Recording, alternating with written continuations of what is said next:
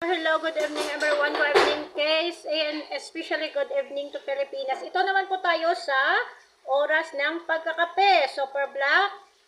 Yung mahilig dyan sa itim. Pero of course, plain coffee kasi si Elonga. Kaya ganito lang. Pag gusto nyo po lalagyan ng gatas, marami kayong pagpipilian. May fresh milk and tsaka may powder nido milk. So, ako kasi hindi ako maglalagay sa ngayon. Kasi gusto ko mahimasmasan. Kung gusto nyo rin mahimasmasan, huwag kayo maglagay ng maraming sugar at tsaka gatas. Titikman nyo at mahimasmasan kayo agad-agad. Tingnan nyo, umiitim siya kasi isang spoon na malaking coffee po. Kalahating kasa lang. Oh, like that. Half of glass, 1 spoon big of coffee.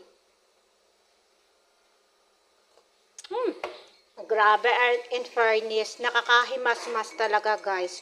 Kung ako sa inyo, try nyo.